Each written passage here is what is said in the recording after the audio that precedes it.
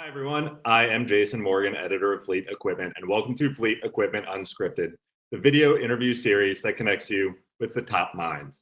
Today, we're talking with Kent Jones, SAF-Holland president of the Americas. Kent, thanks for taking the time to join us. How have the past 8 or 9 weeks been for you? I'm sure you've been busy, still keeping up with customers that are delivering essential goods on that end. Hi, Jason. Thanks for the opportunity. Yeah, what a crazy last 8 or 9 weeks for sure.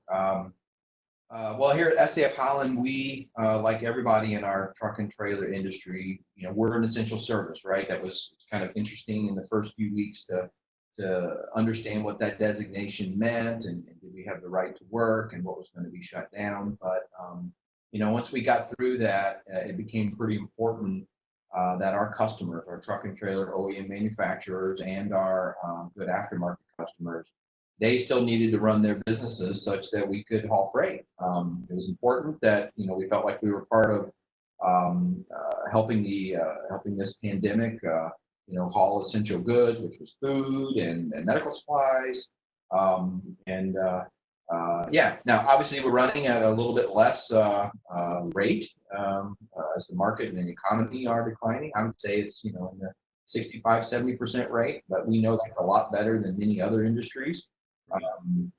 Whether that's travel industries or other food and beverage, entertainment, those all crashed to zero. So from that perspective, we certainly feel fortunate that we're supporting the whole industry and the U.S. and kind of crisis. For sure, for sure. How are you going about that now in this climate? I know last when we talked, probably in about November, December timeframe, we talked about the service team. You have your product professionals, service professionals helping customers. How are you still able to do that with all those social distancing, closing down, remote kind of calls and video conference calls, even like this? How are you doing that? Yeah, let me break that up into different groups of our team here of how we do that. So in our manufacturing operations, obviously you can't assemble products and weld products from home. That doesn't work. Yeah, that doesn't work. The cords aren't long enough. Those welders. So I mean, we run the manufacturing plants relative to the customer demand that we have, and we have implemented very strict protocols around social distancing and PPE equipment. Try to get workspaces, 6 feet away, and where we can't, we try to make adjustments as we can. Space some time between shifts. You had to shut down some common areas, coffee machines, things like that, just to really give the employees first. So we established COVID teams and communication teams, and we basically meet frequently to employ it. So manufacturing plants are running. If you're associated with one of our manufacturing plants, we need you to be in there. If you're running one of our distribution centers or one of our team members pick, packing, and shipping product, then you got to be there. In the office environment, it kind of breaks into 2 or 3 different groups of people. We have people that need to be there at work, are optional whether they need to be there or don't really need to be there or are at high risk. So while we were an essential service, we could have had everybody in the office, 150 people or so in our corporate headquarters. We did we shut the offices down and had people work from home.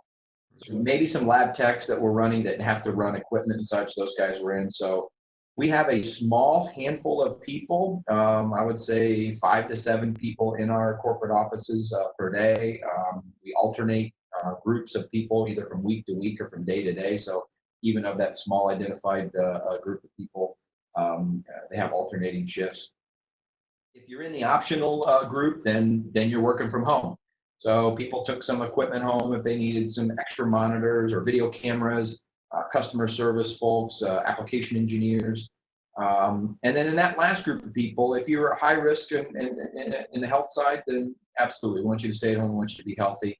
And if you didn't need to be in the office, and a lot of times that's our field sales and service professionals that we're often traveling to customers, then we certainly allowing them to work from home. And then we got a whole nother set of tools, techniques of video conference training and such that we've been able to engage into. Right. No, for sure. I know for a lot of us that do spend a lot of time on the road, this isn't so different than working at a hotel or anything, or like the airport lounge or anything like that. So as you're working with customers, trying to meet their needs as their duty cycles and their even equipment uses have potentially changed in the past 8 weeks, what are their biggest concerns that you're helping them tackle right Well, they've also been, they've had policies where, they don't accept external visitors. So we had to get adept real quick on meeting their customer needs remotely. So, I mean, we had to become very proficient, very quick in all of the video conferencing tools that are out there, right? So everybody is real quick become experts in Zoom and WebEx and Microsoft Teams and Skype. But how do you satisfy the customer needs over this time period? So I think that comes up in a couple ways. We have been investing heavily in digital tools in the last years, and I think those investments have helped us out a lot. We have online, what we call POD Plus, Parts on Demand Plus. That's our online utility. Customers are able to order parts, look up parts breakdowns, get service information in one common site. I really got to give accolades to our teams well before I got here to the company 6 months ago, that they have been working on this and done upgrades, because it's really paying off right now, where customers can go in, they can see inventory positions, they can order parts, they can get service information online. Then for that extra layer of engagement that and it's in a self-serve environment. now? And that extra layer of engagement that we need to be able to do, either to talk about new product introductions, sales trainings, how to spec trucks and trailers, total cost of ownership, even technical training. We've got some, of course, all the same online tools. We've got some microsites that our marketing and digital teams have created. We can direct customers to these microsites that help them get additional information in a directed way. We've got some, total cost of ownership tools that we share with customers of, here's what it would cost to spec an SAF product up front. Here's the benefits that we think help you in the long run, giving them same information.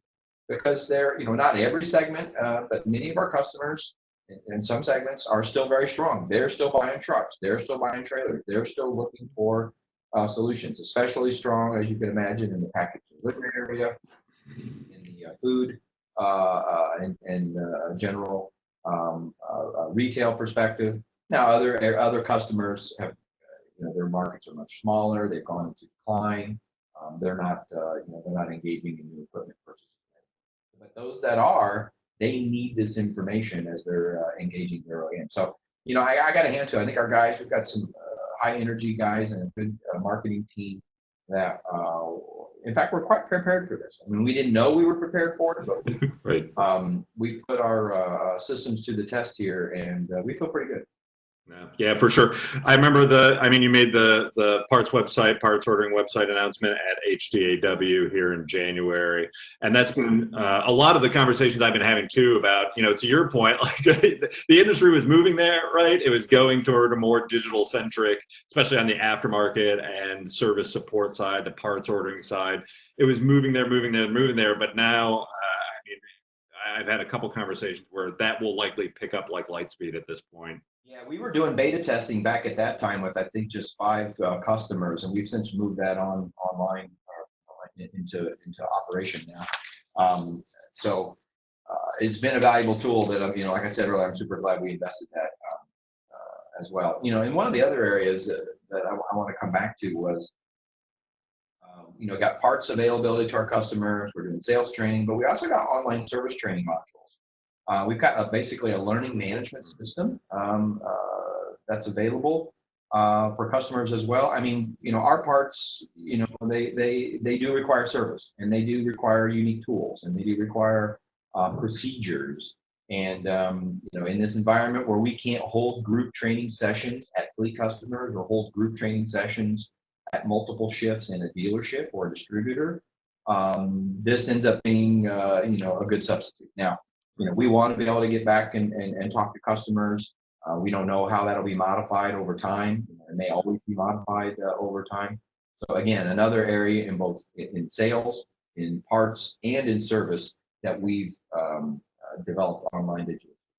For sure, and I mean, that's a huge point in terms of staying on top of this, right? As you mentioned, service is going to continue. We've seen service instances that some of the companies are tracking. They're staying strong, and the latest numbers from ACT Research, which just came out today, yesterday, is saying that while there was the dip in orders, people weren't canceling necessarily as just pushing things out, and that means their current equipment is just going to be a little bit older, right? You got to make sure that you're doing the service, you're staying on top of it. If you're not putting new equipment into play in the next quarter or two, managing those service cycles, because it's going to change. It's going to change to that degree. Yeah, of course, everybody's hypersensitive to what this forecast of this industry is going to look like in all areas, for the next 9 months or so, and to understand what kind of either temporary or what kind of structural changes need to take place. Yeah, I saw the same thing from ACT Research. Had some dialogue with a lot of my industry colleagues through the HDMA, Heavy Duty Business Forum online meeting last week. Kind of interesting to have a Zoom call with 50 industry executives in little tiny squares on your versus seeing them face to face for the last number of years. But yeah, that fleet utilization numbers are changing. There is absolutely an expectation that there'll be less truck buying. Of course, there will be as much as 50% down this year, and the average age of that fleet is likely to increase. Initially, I think our past experience here is there in some markets some cannibalization effect takes place for parts and service. But then ultimately, they have to repair these trucks, and as they get a bit older, they do consume more parts and more service. So these digital tools to support our customers in this environment, hopefully, give SAF-Holland first choice when they go to buy their products. For sure, and just huge resources that the industry didn't have 10 to 12 years ago, the last time we went through a major recession, right? So it can really, it'll look different than it did back then, and hopefully give people a little more confidence in terms of operation. Thinking about that, I mean, we deployed a call center, customer service center that, was a group of people kind of sitting in a room backing each other up, and a phone support system, and they all went home, right? They took their computers, they took their monitors. We had to, redeploy the phone system to be able to handle it that way. And, it's amazing. We could not have done that a decade ago. We just didn't have the tools. The industry would have come even to more of a slowdown, more of a halt with a much, much lower level of service. Right. So kind of zooming out a little bit from your role over there as president, and maybe just general business advice to all the fleets out there as well. A lot of adaptation. You're moving very quickly and launching things very quickly to solve problems for the customers. How do you keep that level of engagement and kind of that adaptation spirit within your own organization when there's so much uncertainty and the challenges? Like, how do you just keep people going? What keeps you going to do that? Well, I think one of the things to try to recognize with everybody is that we're all in this together, right? Every entity, whether it's a parts manufacturing, industrial manufacturing company like us, or you're a vehicle OEM, you're an aftermarket distributor, or you're a fleet operator, we all have these challenges, and we recognize we need to be flexible with each other and people first. I mean, to me, this is one of the things about our particular industry that I've come to love so much over the years that I've been in it versus others that treat transactions between people much more as a commodity. I think they are in fact more richly valued. I've got some guys on my field sales team, and I mentioned earlier, that are high energy, and they really take the human aspect of this into, that relationship that you develop face to face for so many years. You have to figure out now how to do that in a more digital way, and they've engaged in some training to say how they understand how do you read cues. It's which is different than when you're face to face versus you're on the phone, or a lot of this transitions more to email and text that you often can't capture, and cues and skills too around buying behaviors or personality choices, or just even customer satisfaction and experience. So I think our business in general had been behind others in some of these digital tools, some of the that have existed in other, online only retail type of environments. And the combination of the human aspect of our industry with professional skills and training in a digital way is really how customers are going to make supplier choices in the future. Right, for sure. No, I mean, even the massive amount of support for truck drivers within those first weeks of all this happening, and truck drivers still delivering essential goods. I mean, you saw it on social media, you saw it on supplier communications, and the things that they're doing for drivers, fleets are doing for drivers. So really, as long as we can depend on each other and keep that rolling as this stretches out, I think you're on base. It certainly reminded all of us, what essential workers really are and how valuable, that and trucking nearly the top of that list. I saw some statistics rolling around of how quick the country shuts down if trucks aren't moving. Basically we run out of fuel in our gas stations within just a few days. We run around food in our grocery stores in just a few days. And while that seems obvious when you say that, you got to remember that it's these hardworking Americans driving these trucks. And they've always been doing it. It's not. I mean, maybe they have a better and greater appreciation now, but they've always been doing this. And the people who service and maintain are equally important. Right, for sure, for sure. Ken, always great catching up with you. I really appreciate you taking the time, and I'm sure I will talk with you soon. Thanks, Jason. Appreciate the opportunity. Take care.